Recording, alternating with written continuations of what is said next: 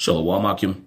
First and foremost, I want to give all praises to Yahawah, bahashem, yahawashi, bahashem, Hakwadash. Double honors to the elders and apostles at Great Millstone. Shalom to the sincere brethren out there pushing this word, and to you sincere listeners. So I want to go into a quick lesson, and we're just going to jump straight into it. This is Matthew 24:3. It says, "And as he sat upon the Mount of Olives, the disciples came unto him privately, saying, Tell us, when shall these things be? And what shall be the sign of thy coming and of the end of the world?" All right. Now, when it's speaking about the end of the world here, it's not talking about, a time where the earth is going to be destroyed, or everything down here is going to cease to exist. It's talking about the end of an age, the end of a certain rulership down here upon the earth. And let's just get this real quick. This is 2 Ezra 6:7. It says, "Then answered I and said, What shall be the parting asunder of the times? Or when shall be the end of the first and the beginning of it that followeth?" So there's going to be a new world after this world is destroyed. Okay, after this world ends, a new world is going to come into play. Okay, the word world here meaning a rulership. All right, it says, "And he said unto me, From Abraham unto Isaac, when Jacob and Esau were born of him, Jacob's hand held first the heel of Esau," which that was symbolic that Jacob would bring down Esau. And this is getting ready to play out, man. You have Esau Edom. He's in the power seat right now, and he's going to be brought down by the hand of Jacob, so-called Negroes, Latinos, and Native Americans, the Israelites. Verse 9, it says, "For Esau is the end of the world." Okay, meaning what? When Esau's in rulership, that's when this world is going to end. This wicked world that has been set up, It says, "For Esau is the end of the world, and Jacob is the beginning of it that follows." So the end of the world that the disciples were inquiring about is the end of this age, the end of this wicked society, man. The end of wickedness having its reign down here upon the earth. Okay, so what does it say in 2 Peter, the 3rd chapter? "We look for a new heavens and a new earth wherein dwelleth righteousness." Okay, so when is this time period going to end where wickedness pretty much has free reign? Back in Matthew 24:4, it says, "And Yahawashi answered and said unto them, Take heed that no man deceive you. For many shall come in my name, saying, I am anointed, and shall deceive many." And you got a lot of false prophets out here, man, telling you that they had the counsel of bahashem, yahawashi.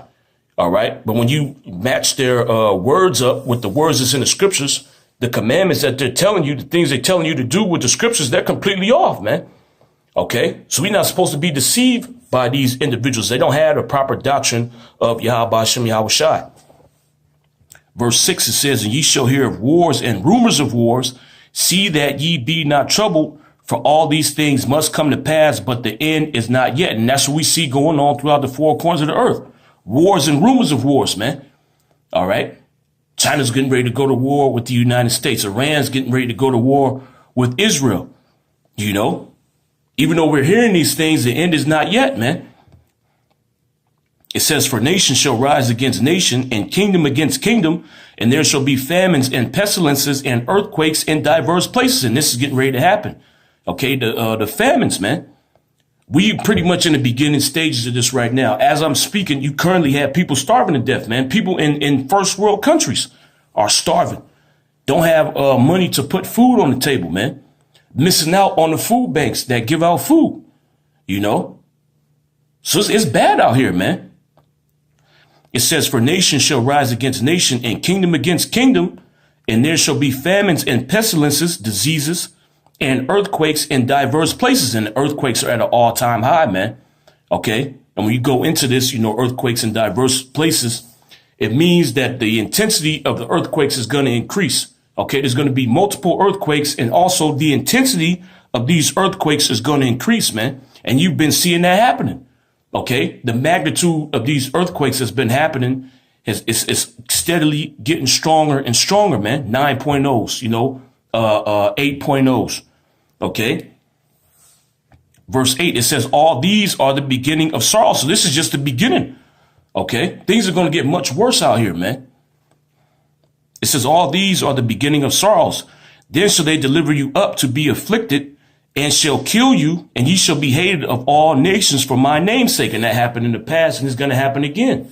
Okay, Esau, Edom's going to round up certain individuals. You know, Revelation 2:10, man, fear none of those things which thou shalt suffer. Behold, the devil shall cast some of you into prison, that ye may be tried. Okay. Be thou faithful unto death, and you know, yahawashi is going to give you a crown of life, man. Okay, so we're going to be tested in this time. We're getting ready to enter into the hour of temptation, man. It says, then shall they deliver you up to be afflicted, and shall kill you, and ye shall be hated of all nations for my name's sake. And then shall many be offended, and shall betray one another, and shall hate one another. And you actually going to have individuals that's going to turn on certain brothers, man. You know, certain individuals that you thought maybe was solid in this thing. You know, the hour of temptation is going to cause them to turn their backs on bahashem, yahawashi, man. Verse 11, it says, and many false prophets shall rise and shall deceive many. And because iniquity shall abound, the love of many shall wax cold. And that's happening out here already, man. Okay. Everybody's in this, you know, dog eat dog mentality. You know, survival of the fittest, man. I'll come first. You know, these people ain't trying to help each other out here, man. Okay. It says, and because iniquity shall abound, the love of many shall wax cold. So that whole, you know, you know, help your neighbor out mentality. You know, that leave it to beaver mentality where you all nice with your neighbors. That's out the window, man. Okay. Now you got to worry if your neighbor got the Rona, man. You know, it says, but he that shall endure unto the end, the same shall be saved. And this gospel of the kingdom shall be preached in all the world for a witness unto all nations. And then shall the end come. And this has happened already. Okay. This gospel, this word has went out throughout the four corners of the earth. So what's happening now? Yahawashi is bringing those final judgments. Okay. And he's bringing those final prophecies to pass. Okay. And the end all be it all of this is the destruction of Babylon the Great, aka America, the destruction of the land of Israel, and the establishing of the nation of Israel and the kingdom of heaven, man. Verse 15, it says, when ye therefore shall see the abomination of desolation spoken of by Daniel the prophet stand in the holy place, whoso readeth, let him have understanding. Then let them which be in Judea flee into the mountains, which this was talking about, you know, 70 AD. Okay, the abomination that maketh desolate was talking about the Romans, man. All right. It says, let him which is on the housetop not come down to take anything out of his house, neither let him which is in the field return back to take his clothes. And woe unto them that are with child, and to them that give suck in those days. But pray that your flight be not in the winter, neither on the Sabbath day.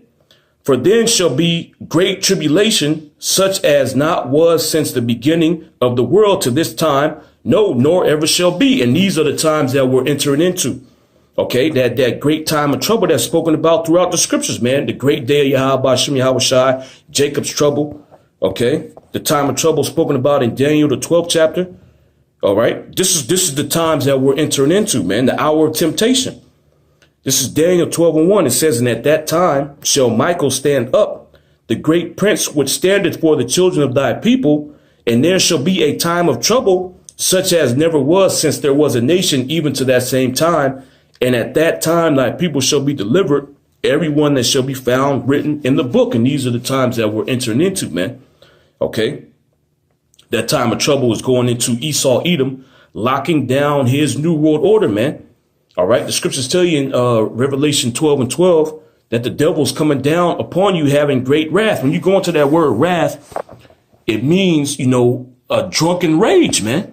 So this damn devil, imagine you know, getting into a fight with somebody that's just drunk, you know, you can't talk them out of it, man. You can't talk to them and tell them you ain't got nothing to do with what's going on. You know, they rage that's directed towards you is completely miswarranted. They gonna focus in on you, man. Okay. And that's the mindset that this devil has. That's the kind of wrath that he's going to come down with, man. He ain't going to talk to you. Okay, he ain't going to negotiate with you. He going to put you to death, man. It says, and there shall be a time of trouble, such as never was since there was a nation, even to that same time. And at that time, thy people shall be delivered. And that's really the only way we're going to make it up out of this thing, man. through divine intervention. Okay. If we don't have the help from bahashem yahawashi, we going to be through out here, man. Okay. Imagine, you come across a mighty man, let's say, Mike Tyson, in his prime is in a drunken rage, man. And he's focused on you, and his whole, thought, the only thought that's running through his mind is to put you to death, man. You try to run from him. He keep chasing you, then eventually he catch you. If you don't have help, you're going to die, man. Okay. But bahashem yahawashi is going to save us from this situation. All right. It says, and at that time, thy people shall be delivered, everyone that shall be found written in the book. And who are those individuals? That's the elect of the nation of Israel. Okay. Those that have obtained mercy from the foundation of the world. Those are the ones that are going to be delivered. Because the reason why bahashem yahawashi is bringing this wrath down here is for the wicked of the nation of Israel to be judged, man. You ones that have not hearkened to the words of bahashem yahawashi. You individuals that thought this word was a joke, man. Okay, the Most High going to stone cold put you to death. Back in Matthew 24 and 21, it says, for then shall be great tribulation, such as was not since the beginning of the world to this time. No, nor ever shall be. And except those days should be shortened, there should no flesh be saved. But for the elect's sake, those days shall be shortened. And that's who's going to be delivered, the elect of the nation of Israel. Okay. And that's why the time is going by so quick, man. And that's why this damn devil, is making all these moves, because he knows that his time is almost up. So if he don't roll these things out, he's going to lose his opportunity, man. That's the reason why he, has this whole, Crown Vic thing going on, man. When you listen to the elites, when their reasoning behind, releasing this thing or, causing panic over the Crown Royal, they said this is accelerating their move towards the Great Reset, which is just another name for the New World Order. So they had to do something. They had to implement something to speed things up because their time is running short, man. Okay. Verse 23, it says, then if any man shall say unto you, lo, here is a Mashiach, okay, or there, believe it not. For there shall arise false anointings and false prophets, and shall show great signs and wonders, insomuch that if it were possible, they shall deceive the very elect. And this damn devil's getting ready to, raise people up, okay, with his technology that's seemingly going to have godly powers, man. He's going to be giving people that are blind, he's going to give them the ability to see again through his technology. And a lot of people are going to be deceived by these things, man. It says, behold, I have told you before, wherefore if they say unto you, behold, he is in the desert, go not forth. Behold, he is in the secret chambers, believe it not. For as the lightning cometh out of the east and shineth even unto the west, so shall also the coming of the Son of Man be. Okay, and that's how yahawashi is going to come. He's going to come from the east and go towards the west, man. It says, for wheresoever the carcass is, there will the eagles be gathered together. And the carcass represents the Israelites, man. All right. The eagles are the chariots. So wherever the elect of the nation of Israel is at, bahashem yahawashi is going to gather them from those places. Let's get a precept on that. Jeremiah 16 and 14. It says, therefore, behold, the days come, saith the Lord, bahashem yahawashi, that it shall no more be said, the Lord, bahashem yahawashi, liveth, that brought up the children of Israel out of the land of Egypt. But the Lord, bahashem yahawashi, liveth, that brought up the children of Israel from the land of the north and from all the lands whither he had driven them. And I will bring them again into the land that I gave to their fathers. Okay. So wherever the carcass is, wherever the nation of Israel is at, the elect, there shall the eagles be. The chariots are going to pick them up from that place. Back in Matthew 24 and 28, it says, for whosoever, for wheresoever the carcass is, there will the eagles be gathered together. Immediately after the tribulation of those days shall the sun be darkened, and the moon shall not give her light, and the stars shall fall from heaven, and the powers of the heavens shall be shaken. This is going into the nuclear destruction, man. Okay, well, this is going to be the final judgment that bahashem yahawashi is going to bring down here upon the earth. All right.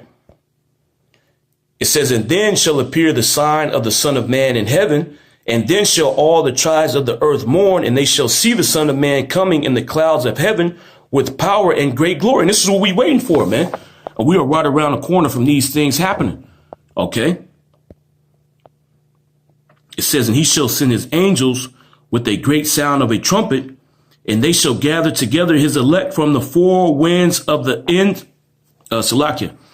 And they shall gather together his elect from the four winds, from one end of the heaven to the other. Okay. The elect are going to be delivered, man. And we are right around the corner from these things going down. Okay. We're at the end, man. And bahashem yahawashi is going to deliver his elect. Guaranteed. All right. This is Luke 21 and 25. It says, and there shall be signs in the sun and in the moon and in the stars, and upon the earth distress of nations with perplexity, the sea and waves roaring, men's heart failing them for fear and for looking after those things which are coming on the earth, for the powers of heaven shall be shaken. And then shall they see the Son of Man coming in a cloud with power and great glory. And when these things begin to come to pass, then look up and lift up your heads, for your redemption draweth nigh. Okay. And we're right around the corner from these things going down, man. Okay. All you got to do is look at what's going on the news. Okay. We're in the midst of an economic collapse right now. We're in the beginning of the famine. Okay. This man is going crazy with this censorship on the internet, which is going to translate into censorship on the street. You know, the famine of the word is going to kick off. World War III is going to kick off. He's getting ready to institute the mark of the beast. Okay. We're at the end, man. Okay. And bahashem yahawashi is going to deliver his faithful servants. All right. So with that, I'm going to give all praises to yahawah, bahashem yahawashi, bahashem our hakadash. Double honors to the elders and apostles at Great Millstone. Shalom.